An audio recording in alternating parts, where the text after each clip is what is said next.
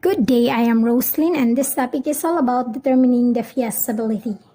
So the objectives: to determine if selected projects are feasible, to assess the three principal ways, which is the operationally, technically, and economically, to determine the decision-making process, typically management.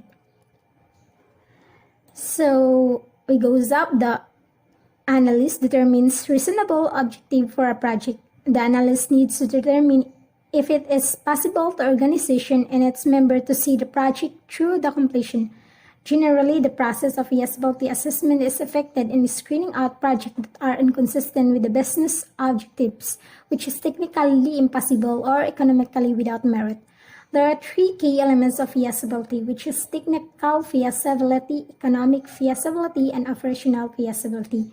We goes up the technical feasibility. The analyst must find out whether it's possible to develop the system given the current technical resources. If not, can system can be upgraded or added to a manner that fulfills the requests under consideration. And if the system cannot be added onto or upgraded, the next question becomes whether the technology existent that meets the specification. Next is economic feasibility. The basic resources to consider are your time and a system analysis team, the cost of doing to full system study including the time of employees you will be working with, and the cost of the business employee time, the estimated cost or hardware and estimated cost of software or software development. Next is operational feasibility. The system analyst must still consider the operational feasibility of the requested project. The operational feasibility is dependent on the human resources available for projects and involves projecting whether the system will be operated and used once it is installed. Next is ascertaining the hardware and software needs.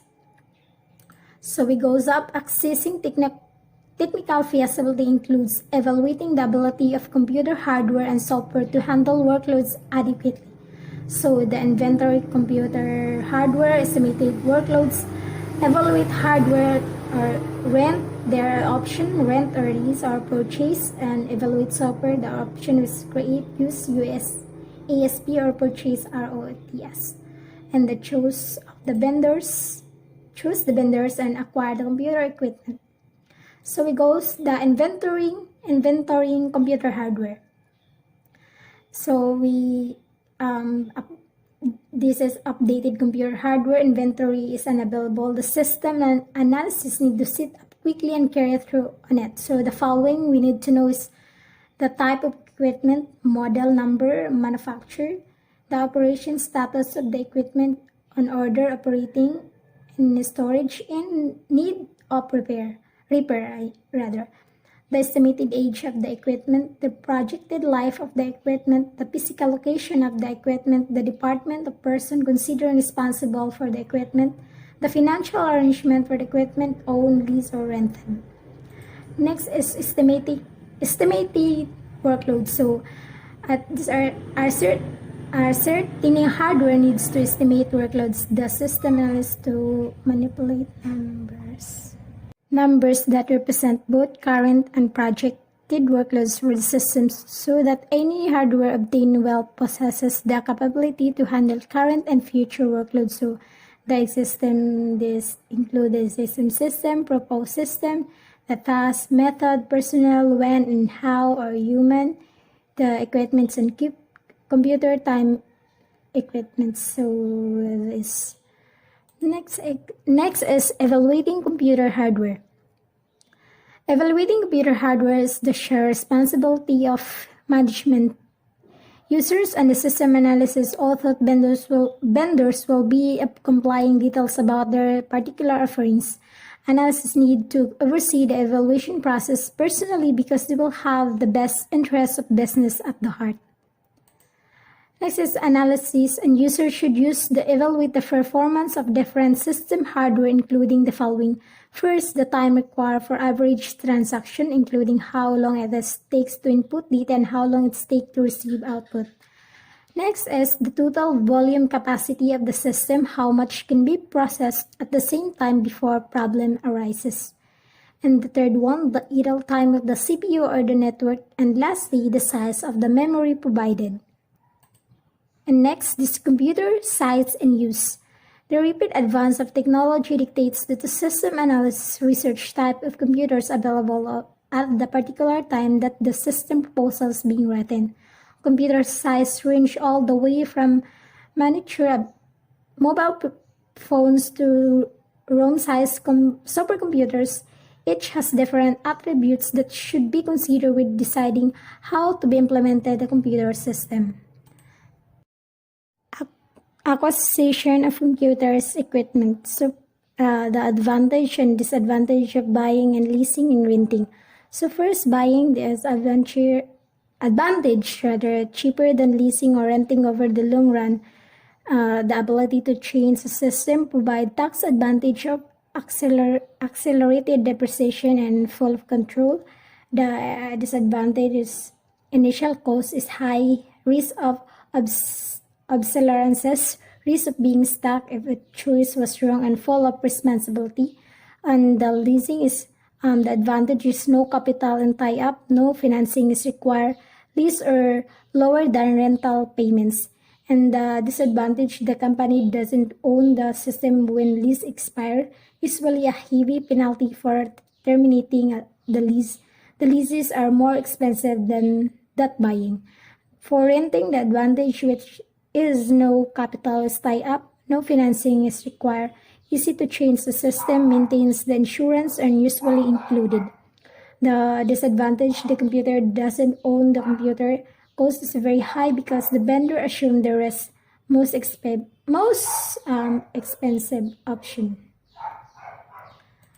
Next is the evolution of vendor support for computer hardware.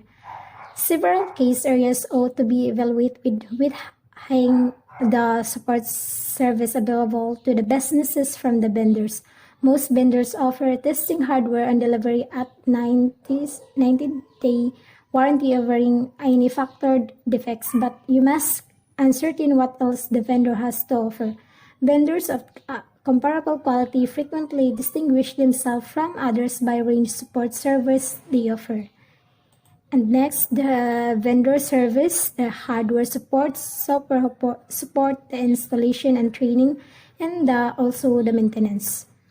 Specification and typically offers. So first, what I said, the hardware support, fault line hardware quality products warranty, the software support, the complete software needs custom programming and the warranty, installation and training, commitment and schedule, in-house training, technical assistant, and the maintenance, the routine maintenance procedure is specific response time in emergencies and equipment loan while repair and being done.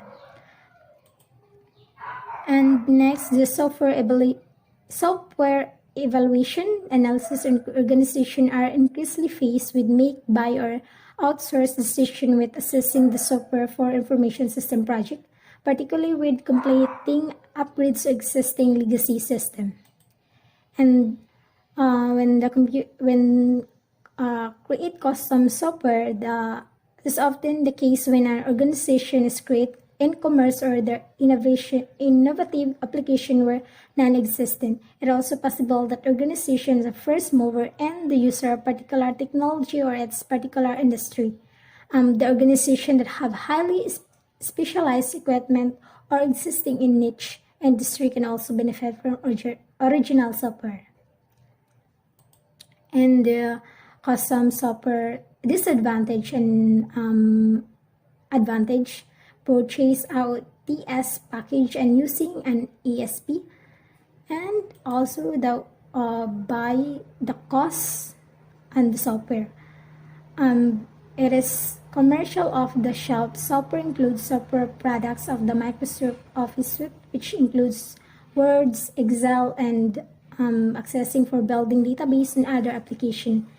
Other types of ROTS is software of original level system rather than office or personal use.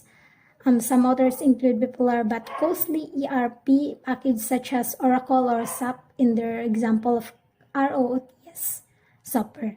This package is deeper radically in the amount of customization, support, and maintenance required compared to Microsoft Office.